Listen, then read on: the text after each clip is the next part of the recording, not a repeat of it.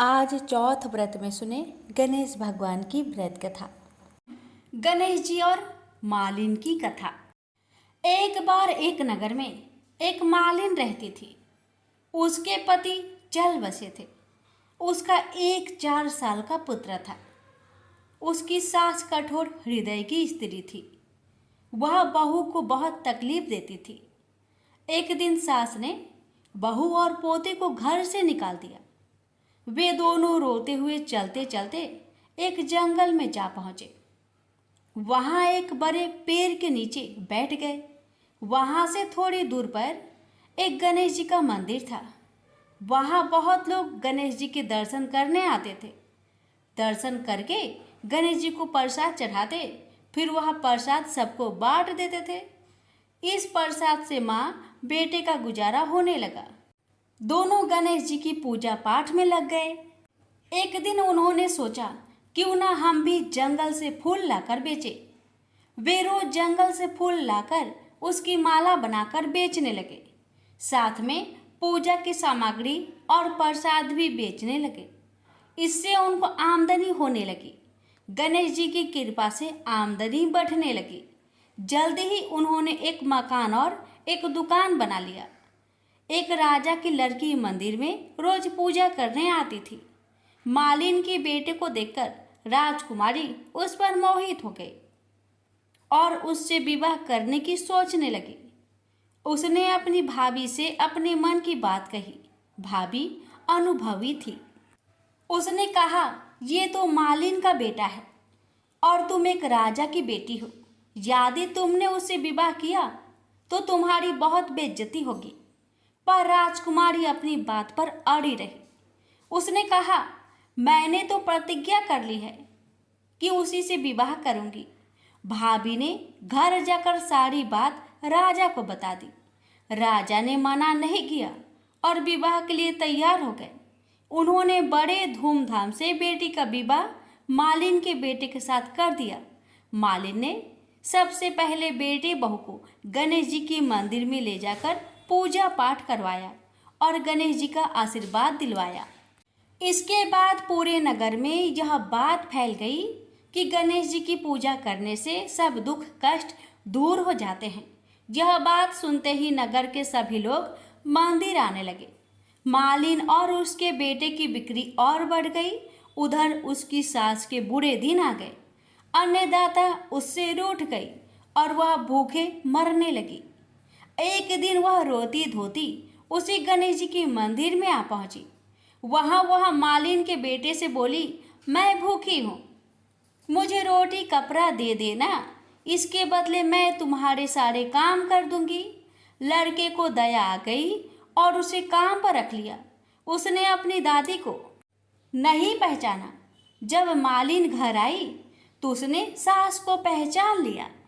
वह सास से बोली, सासू जी आप यहाँ कैसे? सास ने पोते की तरफ इशारा करके कहा, मेरी इस सेठ के यहाँ नौकरी लग गई है।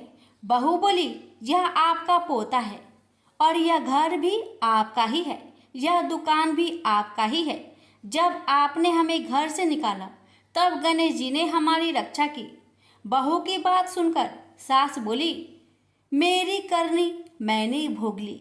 बहू बोली, सासू जी अब आप हमारे यहाँ रहो और पोते का सुख देखो। हे गणेश जी महाराज, जैसा सुख आपने मालिन को दिया वैसा ही सुख सबको देना। प्रेम से बोलिए गणेश भगवान की जय। बात उस समय की है जब परशुराम ने अपनी प्रतिज्ञा के अनुसार पृथ्वी को क्षत्रियों से रहित कर दिया था। तब वे अपने गुरु भूतनाथ के चरणों में प्रणाम करने और गुरु पत्नी अम्बा तथा उनके नारायण तुल्य दोनों गुरुपुत्र कार्तिकेय और गणनायक को देखने की लालसा से कैलाश पहुँचे। वहाँ उन्होंने अत्यंत अद्भुत कैलाशपुरी का दर्शन किया। अपने गुरु की उस दिव्य पुरी के दर्शन कर उनका नंदन आनंद विभोर हो गए। फिर उन्होंने शिव का 15 योजन ऊंचा और 4 योजन विस्तृत अत्यंत सुंदर आश्रम देखा। परशुराम वहाँ सबसे मिले और उन्होंने सबसे बात की। इसके बाद वे नंदीकेश्वर से आज्ञा प्राप्त कर प्रसन्नतापूर्वक आश्रम के भीतर प्रविष्ट हुए। कुछ ही आगे जाने पर महातपस्वी परशुराम ने बहुमूल्य रत्नों से निर्मित सैकड़ों मंदिर देखे। उन्होंने वहाँ का भीतरी द्वार देखा जो नाना प्रकार की चित्रकारी से चित्रित तथा हीरे मोतियों की गुथी हुई मालाओं से अत्यंत शोभ्यमान था। परशुराम ने द्वार के बाएं भाग में अपने गुरुपुत्र कार्तिकेय को देखा और दाहिने ओर पार्वती नंदन गणेश तथा शिव पार्वती का अवलोकन किया।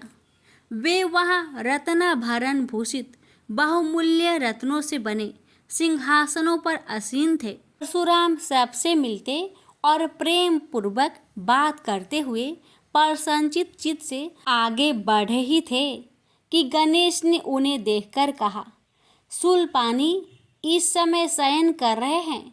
मैं उन परम प्रभु की आज्ञा प्राप्त कर तत्काल तुम्हें साथ ले चलूँगा।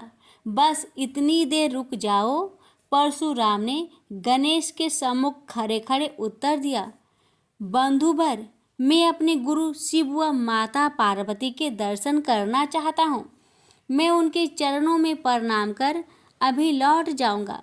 गणेश ने उन्हें अनेक प्रकार से समझाते हुए कहा, इस समय भूतेश्वर शिव एवं माता पार्वती अंतःपुर में है, अतएव अभी आपको वहाँ नहीं जाना चाहिए।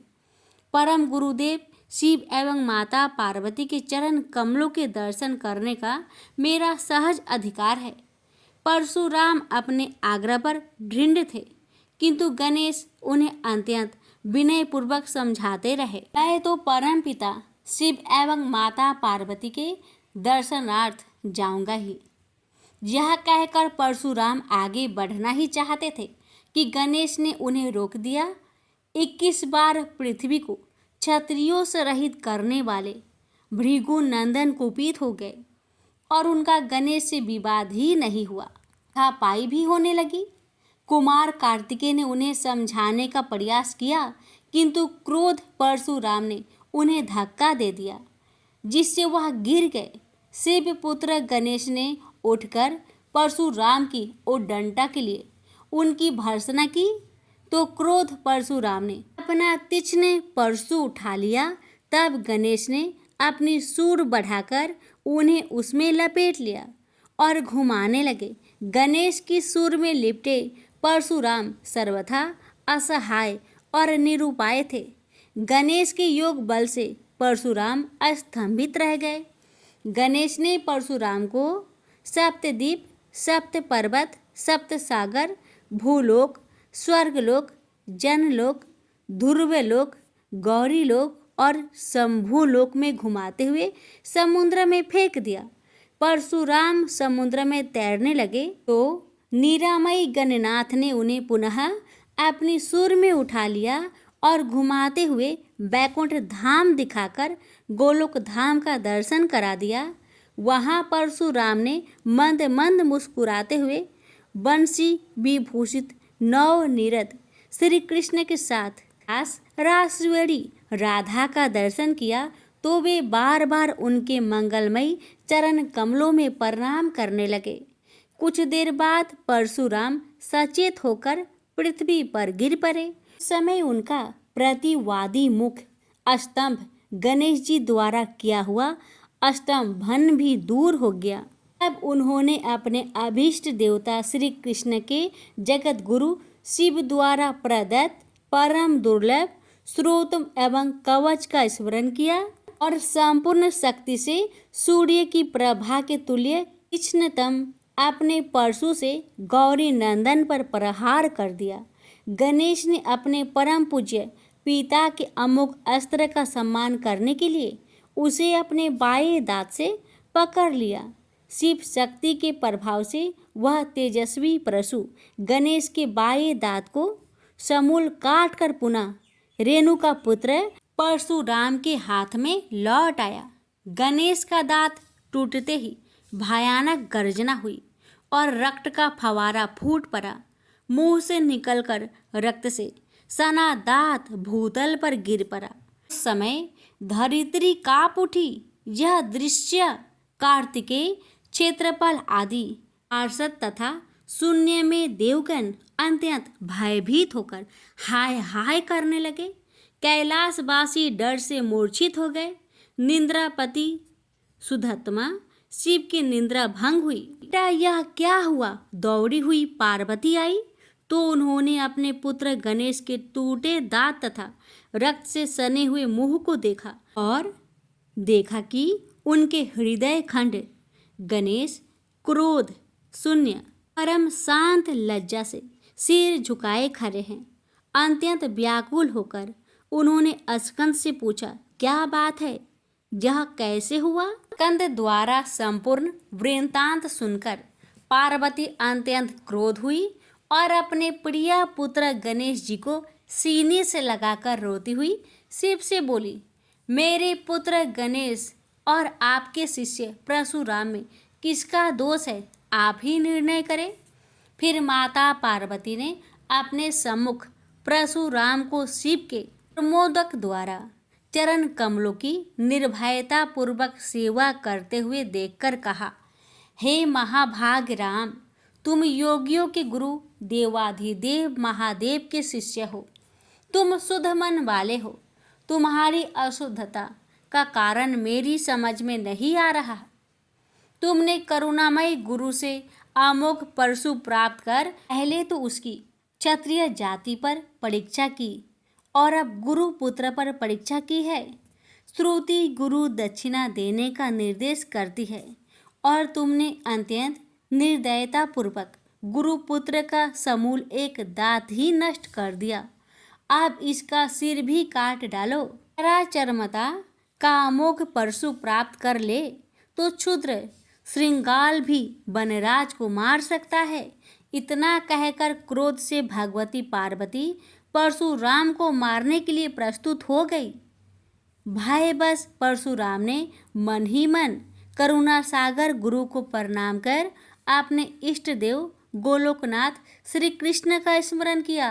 तभी पार्वती ने अपने सम्मुख एक बौने ब्राह्मण बालक को देखा। उस पर तेजस्वी ब्राह्मण बालक को देखकर आतुरता से भगवान शंकर ने भक्ति पूर्वक मस्तक झुकाकर प्रणाम किया। उसके बाद माता पार्वती ने भी उसे प्रणाम किया। परम तेजस्वी ब्राह्मण बालक ने शिव एवं पार्वती को शुभ आशीर्वाद प्रदान किया। यह दृश्य देखकर कैलाशवासी बालक बालिकाएं भयभीत एवं चकित हो गए। फिर भगवान शंकर ने उनका पूजन किया। वे वामन भगवान रत्न सिंहासन पर विराजमान थे। उनका उत्कृष्ट तेज सर्वत्र फैल रहा था। भगवान शंकर ने मधुर शब्दों में कहा, आज मेरा परम सौभाग्य है जो आपने कृपा पूर्वक मेरे यहाँ पधार कर मुझे सेवा का अवसर प्रदान किया है। आशुतोष शिव की मधुर वाणी से प्रसन्न होकर ब्राह्मण बाल रूपी स्वयं श्री हरि ने गंभीर स्वर में कहा, आप लोग की वर्तमान स्थिति जानकर मैं श्वेत द्वीप से आ रहा हूँ। मेरे भक्तों का कभी अमंगल नहीं होता। मेरा सहस्त्रसार उनके रक्षार्थ प्रतिक्षण प्रस्तुत रहता है, किंतु गुरु के रुष्ट होने पर मैं विवश हो जाता हूँ। गुरु की अवहेलना बलवती होती है। विद्या और मंत्र प्रदान करने वाला गुरु अभिष्ट देव से 100 गुना श्रेष्ठ है। गुरु से बढ़कर कोई देवता नहीं है, पार्वती से बढ़कर कोई पतिव्रता नहीं है तथा गणेश से उत्तम कोई जितेंद्रिय नहीं है। भृगु नंदन ने गुरु पत्नी एवं गुरु पुत्र की अवहेलना कर दी है। उसी का मार्जन करने के लिए मैं यहाँ उपस्थित हुआ हूँ। श्री हरि ने भगवान शंकर के बाद भगवती पार्वती से कहा, तुम जग जननी हो। तुम्हारे लिए गणेश, कार्तिकेय और परशुराम भी पुत्र तुल्य है। इन परशुराम ने स्नेह के प्रति शिव और तुम्हारे मन में भेद नहीं है। अतः एवं जो उचित समझो करो। देव बड़ा प्रबल होता है, बालकों का यह विवाद तो देव दोष से ही घटित हुआ है। तुम्हारे इस प्रिय पुत्र का एक दंत नाम वेदों में प्रसिद्ध है। फिर श्री हरि ने परशुराम से कहा, राम, तुमने क्रोधवश शिवा पुत्र गणेश का दांत तोड़कर अनुचित किया है। इस कारण तुम निश्चय ही अपराधी हो। ये सर्वशक्ति स्वरूपा पार्वती प्रकृति से परे और निर्गुण है। श्री कृष्ण भी इन्हीं की शक्ति से शक्तिशाली हुए हैं। ये समस्त देवताओं की जननी है।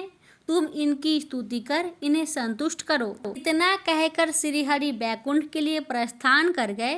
परशुराम ने भी स्नान कर शुद्ध वस्त्र धारण कर लिए। वह हाथ जोड़कर गुरुदेव के चरणों में प्रणाम कर सिर झुकाए जगजननी गौरी का स्तवन करने लगे। भक्तवर परशुराम के संपूर्ण अंग पुलकित थे और उनके नेत्र से अश्रु प्रवाहित हो रहे थे।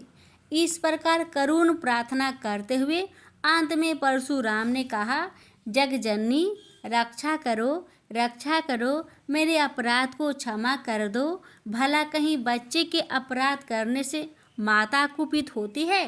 यह कहकर परशुराम ने माता पार्वती के चरणों में प्रणाम कर अत्यंत दुखी होकर रोने लगे। परशुराम की करुण प्रार्थना से करुणामयी पार्वती का हृदय द्रवित हो गया। उन्होंने प्रीतिपूर्वक परशुराम को अभय दान देते हुए कहा, बेटा, अब शांत हो जाओ। आशुतोष के अनुग्रह से तुम्हारी सर्वत्र विजय हो। सर्वतरात्मा श्री हरि तुम पर सदा प्रसन्न रहे। गुरुदेव शिव में तुम्हारी भक्ति सुदृढ़ रहे। तुम अमर हो जाओ। इसी प्रकार दयामयी पार्वती ने परशुराम को आशीर्वाद दिया और वे अपने अंतपुर में चली गई। उस समय वहाँ श्री भगवान के मंगल नाम का उच्च घोष होने लगा। फिर परशुराम ने एक दंत गणेश का स्तवन किया और गंधे, पुष्प, धूप, दीप एवं तुलसी रहित नैवेद्य आदि से लंबोदर की प्रीति पूर्वक पूजा की।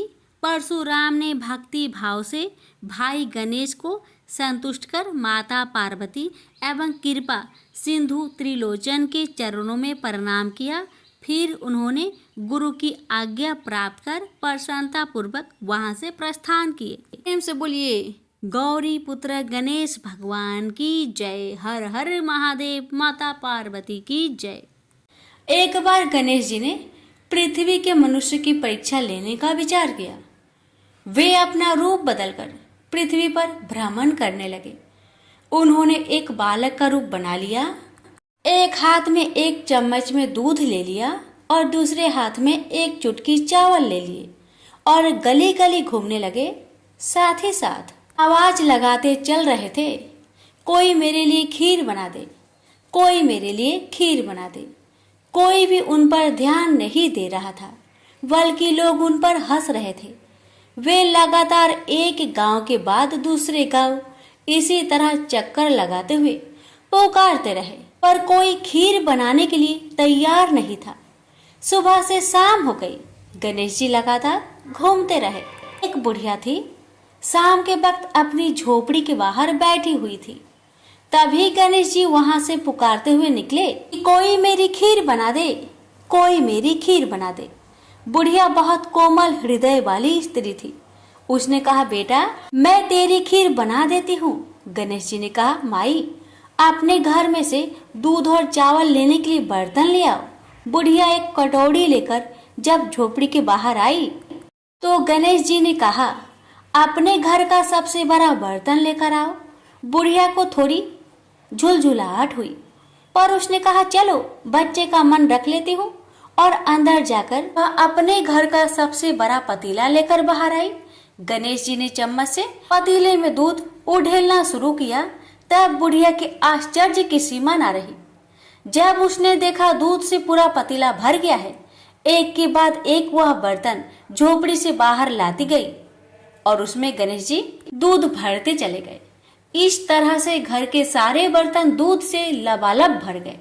गणेश भगवान ने बुढ़िया से कहा, मैं स्नान करके आता हूँ, तब तक तुम खीर बना लो। मैं वापस आकर खाऊंगा। बुढ़िया ने पूछा, मैं इतनी सारी खीर का क्या करूंगी? इस पर गणपति जी बोले, सारे गांव को दावत दे दो। बुढ़िया ने बड़े प्यार से मन लगाकर खीर बनाई। खीर की भीनी भीनी मीठी मीठी खुशबू चारों दिशाओं में फैल गई। खीर बनाने के बाद वह हर घर में जाकर खीर खाने का न्योता देने लगी।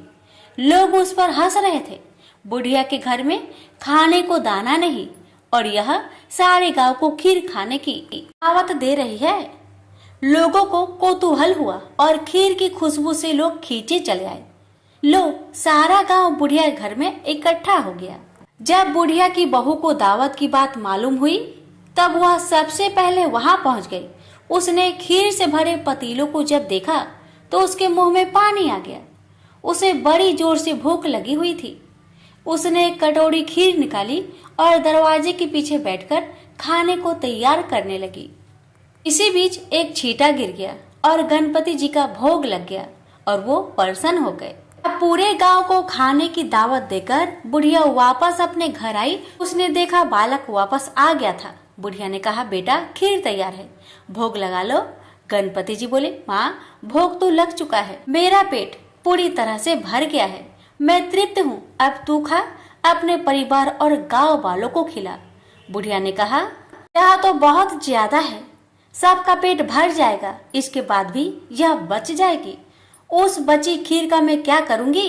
इस पर गणेश जी बोले, उस बची खीर को रात में अपने घर के चारों कोनों में रख देना। और बुढ़िया ने ऐसा ही किया। जब सारा गांव जी भरकर खा चुका तब भी ढेर सारी खीर बच गई। उसने उसके पत्रों को अपने घर के चारों तरफ रख दिया। वहां उठकर उसने क्या देखा? पतीले में खीर के स्थान पर हीरे, जवाहरात और मोती भर गए हैं। बहुत खुश हुई। उसकी सारी दरिद्रता दूर हो गई। वह आराम से रहने लगी। उसने गणपति जी का एक भव्य मंदिर बनवाया और साथ में एक बड़ा सा तालाब भी खुदवाया। इस तरह उसका नाम दूर दूर तक प्रसिद्ध हो गया। उस जगह वार्षिक मेले लगने लगे। लोग गणेश जी की कृपा प्राप्त करने के लिए उस स्थान पर पूजा करने और मान्यताएं मानने के लिए आने लगे। गणेश जी सबकी मनोकामनाएं को पूरी करने लगे। प्रेम से बोलिए गणेश भगवान की जय। पौराणिक कथा के अनुसार एक समय की बात है कि भगवान विष्णु का विवाह माता लक्ष्मी जी के साथ निश्चित हुआ। विवाह की सभी तैयारी होने लगी। सभी देवी देवताओं को निमंत्रण भेजे गए, लेकिन भूलवश गणेश जी को निमंत्रण देना रह गया था। इधर भगवान विष्णु की बारात जाने का समय आ चुका था।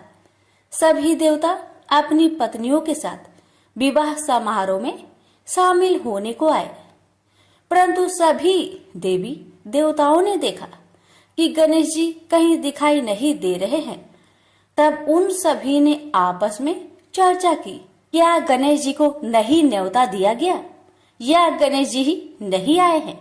सभी को इस बात पर बहुत आश्चर्य हुआ। इस बात पर उन सभी ने विष्णु भगवान से ही इसका कारण पूछा।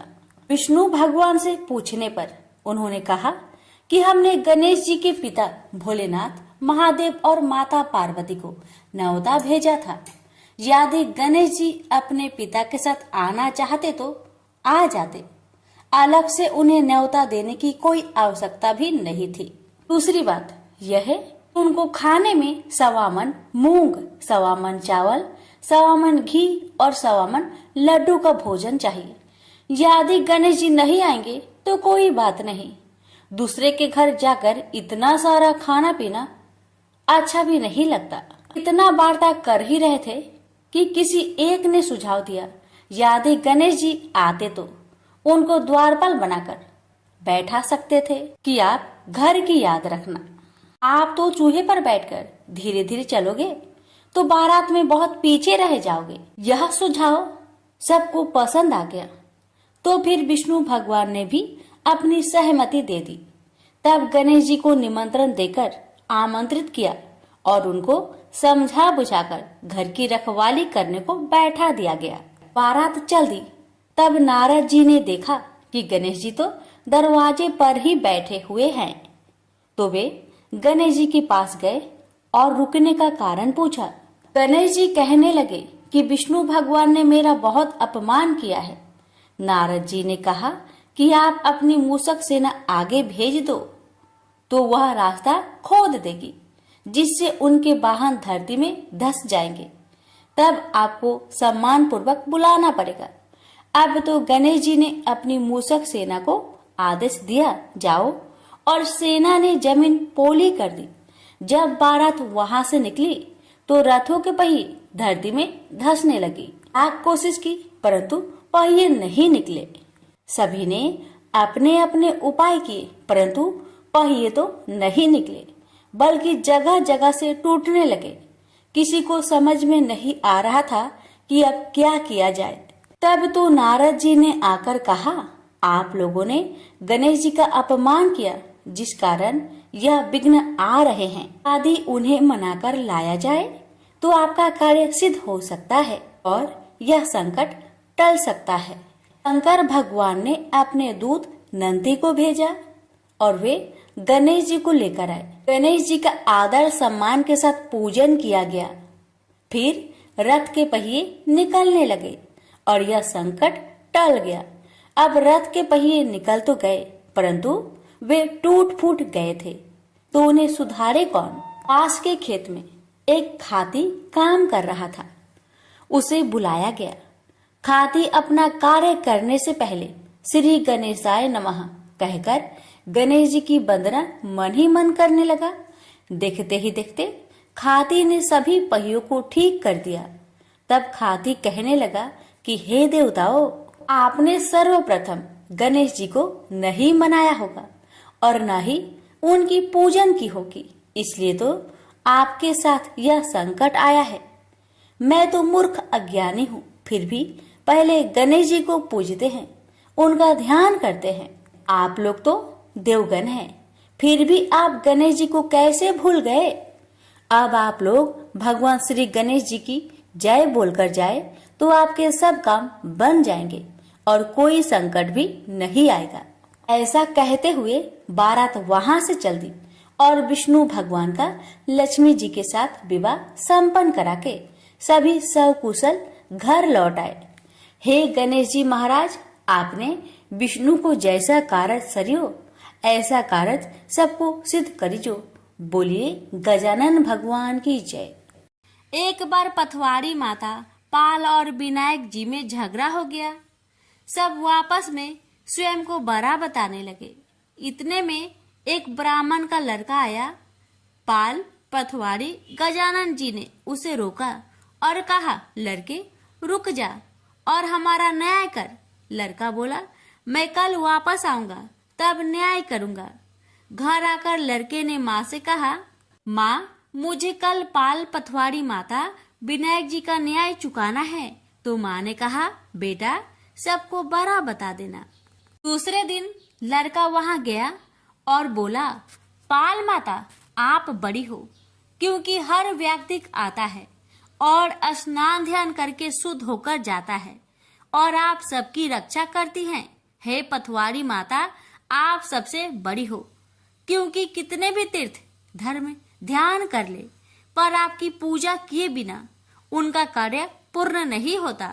आप जीवित को भी तारती हैं और मरने के बाद भी उद्धार करती है। पथवारी माता पथ की धारिणी, इसलिए आप बड़ी हो। अब विनायक जी से लड़का बोला, सबसे पहले शुभ काम में आपको ही मनाया जाता है। आपको ध्याए बिना कोई काम सिद्ध नहीं होता, इसलिए आप बड़े हो। पाल माता, पथवारी माता, विनायक जी भगवान लड़के की चतुराई से प्रसन्न हो गए और बोले, लड़के तुमने तो हम सबको बड़ा कर दिया। उसको सुखी रहने का आशीर्वाद दिया और जौ के दाने उसके अंगोछे में डाल दिया। लड़का सोचने लगा, ये तो घाटे का सौदा रहा। सारा दिन खराब कर न्याय किया और इतने से जौ मिले। उदास मन से घर आकर अंगोछा एक कोने में डाल दिया। माँ ने अंगोछा उठाया तो उसमें से हीरे मोती बिखर गए। तो माँ बोली, बेटा न्याय करके क्या लाया है। लड़का बोला, माँ कोने में जो पड़ा है देख लो। वहां गई, देखा हीरे मोती का ढेर लगा है। हीरे मोती जगमगा रहे हैं। माँ अत्यधिक प्रसन्न हो गई। माँ ने बेटे को बुलाया और कहा, बेटा आज तो पाल माता, पथवाड़ी माता, विनायक जी भगवान आज तो हम पर प्रसन्न हुए हैं। माँ बेटे बहुत प्रसन्न हुए। हे भगवान, जैसा पाल माता, पथवाड़ी माता, विनायक जी भगवान ने लड़के को दिया वैसे सबको देना। कहानी कहने, सुनने, हुक्कर भरने वालों को सुख समृद्धि धन्य धान्य देना। प्रेम से बोलिए पाल पथवाड़ी विनायक भगवान की जय। एक बार एक नगर में एक मालिन रहती थी। उसके पति चल बसे थे। उसका एक 4 साल का पुत्र था। उसकी सास कठोर हृदय की स्त्री थी। वह बहू को बहुत तकलीफ देती थी। एक दिन सास ने बहू और पोते को घर से निकाल दिया। वे दोनों रोते हुए चलते चलते एक जंगल में जा पहुंचे। वहां एक बड़े पेड़ के नीचे बैठ गए। वहां से थोड़ी दूर पर एक गणेश जी का मंदिर था। वहां बहुत लोग गणेश जी के दर्शन करने आते थे। दर्शन करके गणेश जी को प्रसाद चढ़ाते, फिर वह प्रसाद सबको बांट देते थे। इस प्रसाद से माँ बेटे का गुजारा होने लगा। दोनों गणेश जी की पूजा पाठ में लग गए। एक दिन उन्होंने सोचा क्यों ना हम भी जंगल से फूल लाकर बेचे। वे रोज जंगल से फूल लाकर उसकी माला बनाकर बेचने लगे। साथ में पूजा की सामग्री और प्रसाद भी बेचने लगे। इससे उनको आमदनी होने लगी। गणेश जी की कृपा से आमदनी बढ़ने लगी। जल्दी ही उन्होंने एक मकान और एक दुकान बना लिया।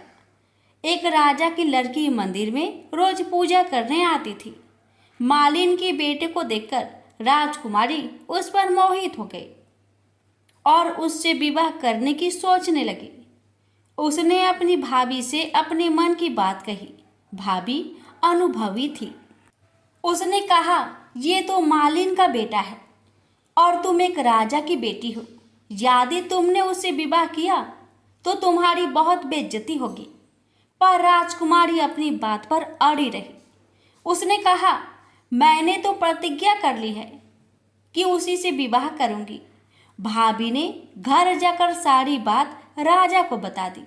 राजा ने मना नहीं किया और विवाह के लिए तैयार हो गए। उन्होंने बड़े धूमधाम से बेटी का विवाह मालिन के बेटे के साथ कर दिया। मालिन ने सबसे पहले बेटे बहू को गणेश जी के मंदिर में ले जाकर पूजा पाठ करवाया और गणेश जी का आशीर्वाद दिलवाया। इसके बाद पूरे नगर में यह बात फैल गई कि गणेश जी की पूजा करने से सब दुख कष्ट दूर हो जाते हैं। यह बात सुनते ही नगर के सभी लोग मंदिर आने लगे। मालिन और उसके बेटे की बिक्री और बढ़ गई। उधर उसकी सास के बुरे दिन आ गए। अन्नदाता उससे रूठ गई और वह भूखे मरने लगी। एक दिन वह रोती धोती उसी गणेश जी के मंदिर में आ पहुंची। वह मालिन के बेटे से बोली, मैं भूखी हूँ, मुझे रोटी कपड़ा दे देना, इसके बदले मैं तुम्हारे सारे काम कर दूंगी। लड़के को दया आ गई और उसे काम पर रख लिया। उसने अपनी दादी को नहीं पहचाना। जब मालिन घर आई तो उसने सास को पहचान लिया। वह सास से बोली, सासू जी आप यहाँ कैसे? सास ने पोते की तरफ इशारा करके कहा, मेरी इस सेठ के यहाँ नौकरी लग गई है। बहू बोली, यह आपका पोता है और यह घर भी आपका ही है, यह दुकान भी आपका ही है। जब आपने हमें घर से निकाला तब गणेश जी ने हमारी रक्षा की। बहू की बात सुनकर सास बोली, मेरी करनी मैंने भोग ली। बहू बोली, सासू जी अब आप हमारे यहाँ रहो और पोते का सुख देखो। हे गणेश जी महाराज, जैसा सुख आपने मालिन को दिया वैसा ही सुख सबको देना। प्रेम से बोलिए गणेश भगवान की जय।